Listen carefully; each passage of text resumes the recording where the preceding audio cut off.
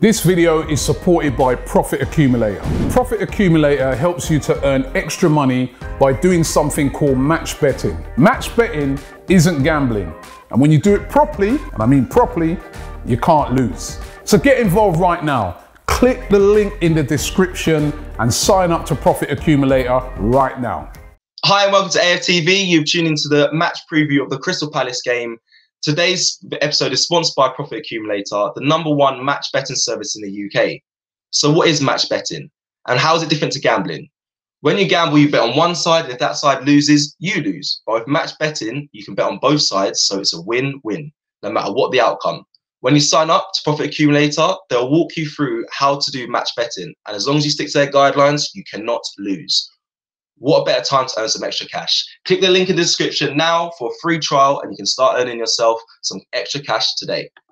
Now, to the preview. Time to bring in my man, James B. He is with me down in the wings. We're going to give you all the information you need to know about Palace and how all the facts and stats and how we should be able to beat them. Let's get him in. Here we go. James B. How are you? How are we doing? I'm good. I'm good. Premier League action. I mean, I've missed it.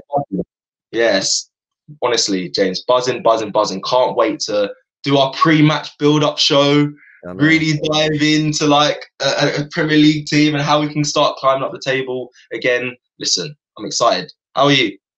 Yeah, I'm okay. I'm glad that Newcastle game was an FA Cup tie. You know, there's no extra time in this one, and I kind of knew that we're Newcastle Palace and then Newcastle again, and these are two sides that can be very difficult to break down.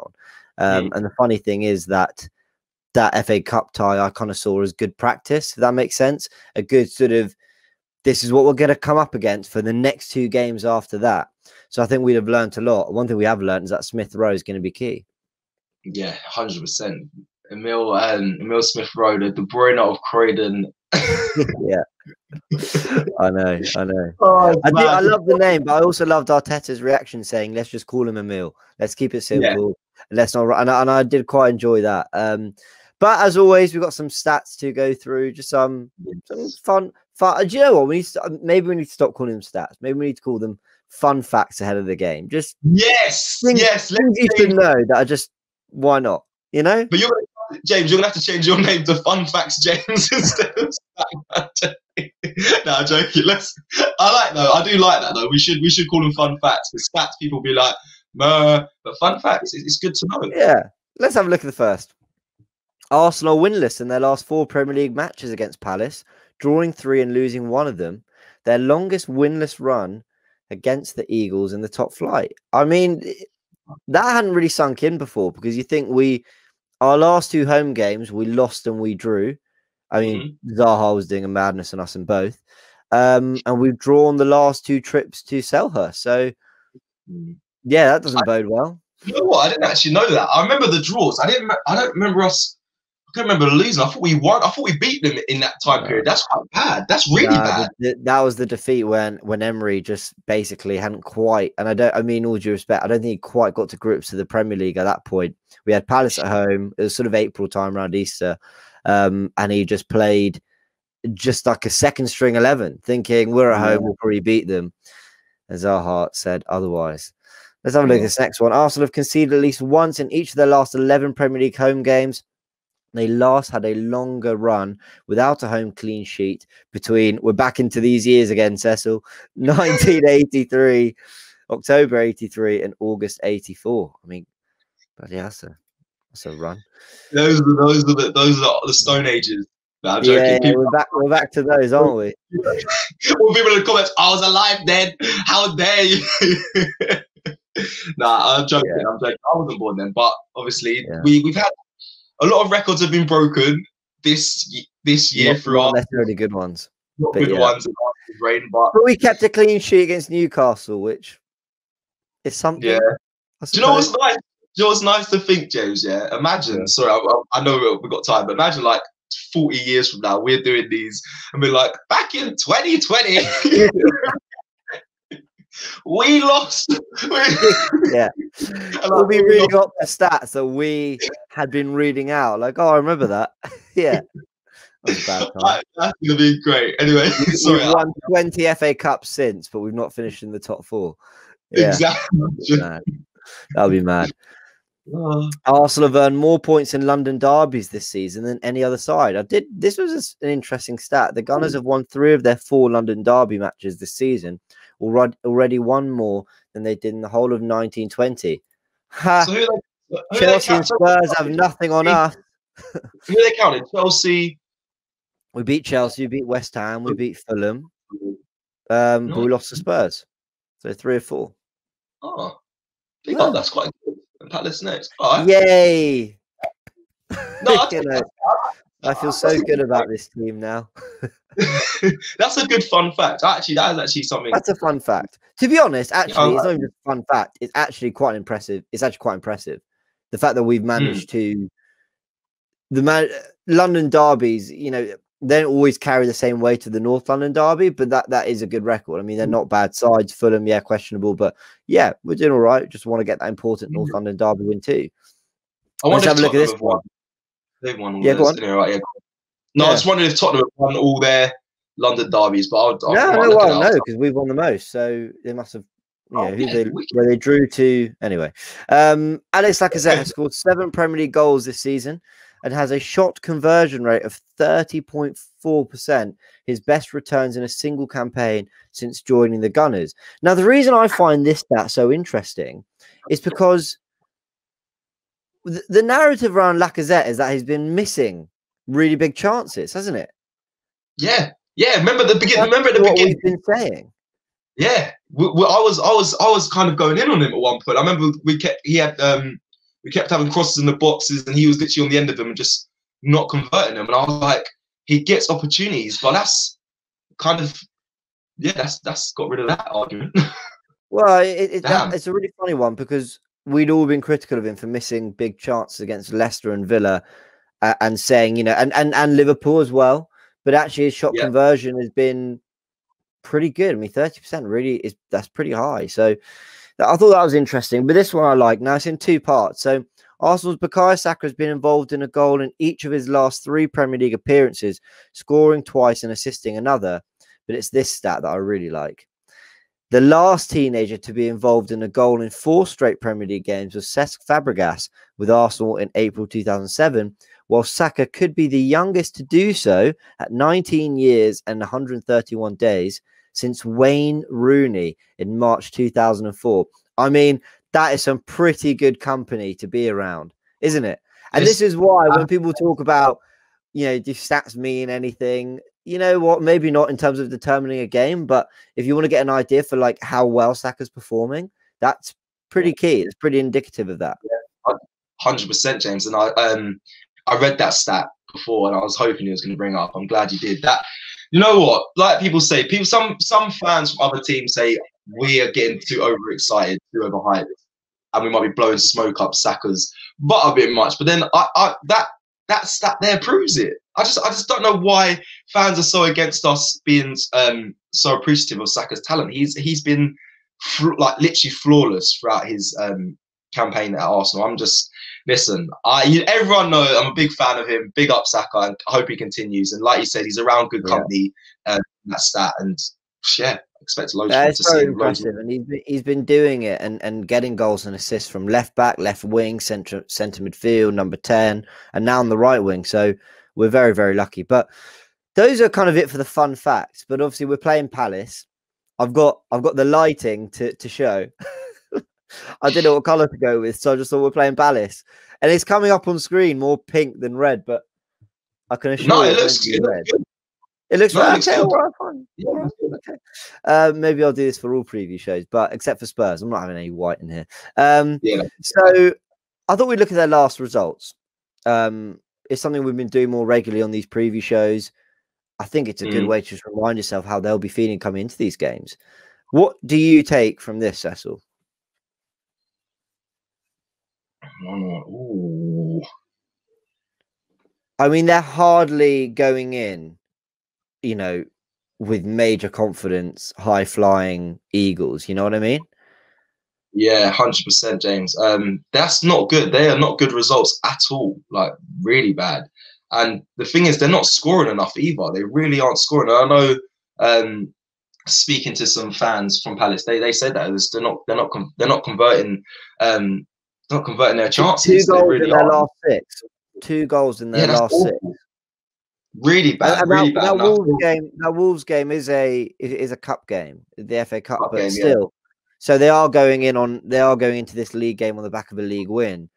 But I just it was a cup game. I rewatched it, and Traore's goal was phenomenal, but there was still a load of problems. I watched the game, and there was still a lot of problems that I think Arsenal could very much exploit, which I will break down in the pre-match build-up show with James. But there was definitely a lot of problems in that cup game.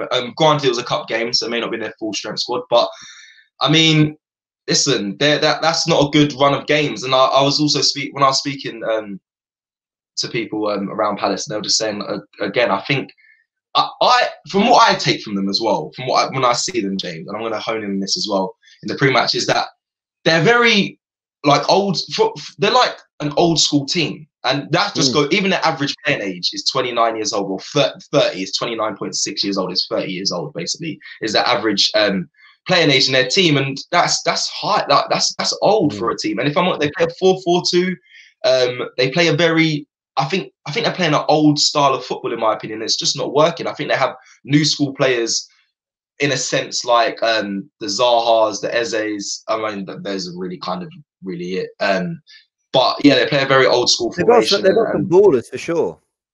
Yeah, definitely players that can hurt teams, but I don't think it's clicking well. That might be down to Roy Hodgson and the way he sets them out. But yeah, we're not going to do the full breakdown right now. But that's what I've taken from it. I'm not surprised the results haven't been great, but that does not mean that Arsenal can't slip up. And I'm not saying that as, obviously I'm a big fan. I'm a fan of Arsenal, but I'm very aware of what Palace can do. So I'm not going to go into it with full confidence. And that's the thing, for everything we're saying here, as bad as some of those results look, especially to lose to Villa 3-0 when they had 10 men for pretty much all the match, or most of it anyway. They did still get a point off Leicester, and they did still draw with Spurs not long ago. I know 6 games, that's a lot of matches, but it wasn't that long ago that they held a really informed Spurs out. So, I kind of think the way they play and the way they will try and approach the game at the Emirates, results don't really matter, because ultimately I think they'll try and be condensed. I think they'll try and make it difficult for us, in terms of the low block. But then Zaha, Benteke, these players can do something out of nothing, whether it's a set piece, whether it's a moment of magic. They've got that quality. So I do think they'll make it difficult. But one of the big questions going into this game now is the fact that Martinelli's out. Now, thank God, thank everyone, Martinelli's not out for what seems a lengthy period of time. It's going to be a couple of days, they think, till he's back in training. It could have been worse. We've seen injuries like that be worse. Although I was also saying in my press conference show that I roll my ankle all the time like that, just walking down the street, So I did think, well, it would probably be okay. But with him out, that leaves a big decision on who starts on the left wing, because I don't think anyone can deny that Lacazette starts up front, Smith Rowe in the 10, and Saka on the right. I'd be amazed if we didn't see that. So who gets that final position on the left for you? Oh, James. Is it Aubameyang? James. I mean, that's the obvious one. Is it Aubameyang? I'm not Is it Aubameyang, though? I don't know. It's an argument. It has to be. It's an argument, isn't it? Because he hasn't been on form, but does he deserve to be dropped? I know people in the comments will probably say he does. This is going to be the toughest question, I think, of the week for this game. And the reason why I say this, James, is because I actually think for us to win the game, it's the left or the right side that will win us the game. I know I said last week was the midfield, but looking at Palace's weaknesses, which again I'm going to go to in the pre-match, but it's going to be the left or the right side that have to be on form. They really are going to be key for us. So it's either going to be, for me, I don't know yet. I don't know yet. Do you know what? Do you know what I'd love? Do you know what I'd love? To be honest, Balogun involvement. Don't know if it starts. Stop. I know, James. I know. People watching, it's not even a cop out. It's just I want to see it. I think. I'm not going to say he starts. I'd say let's put. I'm sorry. I'll put Aubameyang. I will put Aubameyang in there. I'm not going to put Pepe or Willian. I'm sorry. I can't. I'm going to get the Pepe agenda stuff. I'm going to get the Willian's been poor. I'm sorry, Willian, but it's the truth. And I've got to kind of stay consistent with my view. I didn't think Pepe had the greatest of games in the cup, as much as James disagreed. I think he played okay, but he wasn't great. So unfortunately, that performance is going to lead you back to the bench for me. So I'd say put Aubameyang in there. In all honesty, he hasn't been great either. But again, he's got credit. So I'd say Aubameyang. But I still want to see more of Pepe. I still believe he has talent. So maybe he does come in for Aubameyang at some point. But I honestly need to see Balogun in the squad. Because if he's going to stay, and Fabrizio Romano, he said it, he wants to stay. He literally, and Robbie, they had a discussion yesterday, the other day, they spoke about it. He wants to stay. He wants to just be involved in the squad. So he wants to be involved in the first team. He deserves to be on the bench. And I think Palace would be good for him to be brought in on. But yeah, sorry, that was a very long-winded answer. I'd like to get your opinion, James, as well. So Aubameyang. Is that it? Yeah, sorry. Aubameyang for me. You raised some really good points there. You know, you're right. Down the sides where they're going to be quite condensed, and maybe who we have on the wing is going to be quite crucial to maybe how we can break them down, how we can get in behind. I agree with that. Also, when you're playing a team like that, I think you want your best finishers, your best goal scorers. So Aubameyang, you know, does he start because of that? I would go for Pepe for 2 reasons. I would play him on the left, firstly. I'd keep Saka on the right where he's been doing his thing. I'd play Pepe on the left. I think that's where he's been playing some of his best football in the Europa League as well, when he has been coming that side. The cross to Joe Willock in the FA Cup, I thought that was kind of his best moment of the game. I thought he played well. I just want to bring these stats up really quickly. I won't go through them because I did it in the stats review when I was humiliating Fessel in the Pepe debate. I didn't know. Oh, okay. But this is, you know, but this is just to make my point of, you know, these are his numbers against Newcastle. I thought he looked quite dangerous. He was winning a lot of fouls. He was involved in a lot of duels. He was working hard. And I think he'll have some joy down that side with Tierney. And I personally think it suits him more to play on that side where the ball comes to him and he's immediate on his left foot. So I would personally want Pepe to start the game. The other reason, just very quickly, I'd want him is because I think if the way a Palace play, I think you need a moment of magic. You know, the Man United Burnley game, United were on top, but they were finding it hard to create clear-cut chances. Yeah. And just Pogba had it, right? That volley. And yeah, there's a little bit of luck, but he had the ability to hit it quite sweetly on target. And I think Pepe does have that quality, that ability to hit a really sweet strike and make something happen out of nothing, more so than Aubameyang, personally. So Pepe gets back cool. Do you think Pepe has a mental strength, or mental strength? I'm going to use that. Mental strength to face up. I know he's not going to be defending each other, but face up and say this was supposed to be the signing that Arsenal was supposed to take on with Zaha. Now you got to prove to us. I don't think he's worrying about that. Okay, James, I'm telling you, that's how it's going to be put in. Though I'm telling if he starts and Zaha starts, the narrative is going to be, okay, let's see. For me, I don't think he'll care. I think all he'll care about is just performing well. Yeah. I don't think he'll care. I don't think he'll care about whether Zaha's having a good game and I don't think he'll care about that. Personally. Okay. I think the narrative will be pushed though through the fans and the media. I mean, maybe. Might be harsh, but I'll be intrigued to see that. Yeah. Okay. Well, guys, thank you for tuning into the preview of the Palace game. Thank you for staying tuned. Again, more content from AFTV will be coming out throughout the week with pre-match build-up show into the starting 11, into the watch-along and fan cams. Make sure you keep it here, plugged to AFTV. Thank you for staying with us. And yeah, we'll see you soon. This video is supported by Profit Accumulator. Profit Accumulator helps you to earn extra money by doing something called match betting. Match betting isn't gambling. And when you do it properly, and I mean properly, you can't lose. Now, you always see these promotions by bookmakers like Ladbrokes, William Hill's, Corals, offering a £50 bonus to customers. So you sign up and you might place a £50 bet on a coin toss landing on heads and a £50 bet on the same coin toss landing on tails. Now, whichever way it lands, it don't matter, because you won't win or lose any money because you've covered all of the outcomes. However, you get the £50 bonus, so you're still £50 up. Now, lots of people try to do match betting on their own, but it's very time consuming and not always easy if you don't know what you're doing. That's where Profit Accumulator come in. Even if you don't know anything about sports, they walk you through everything step by step, showing you how to accumulate money into your bank account. So get involved right now. Click the link in the description and sign up to Profit Accumulator right now.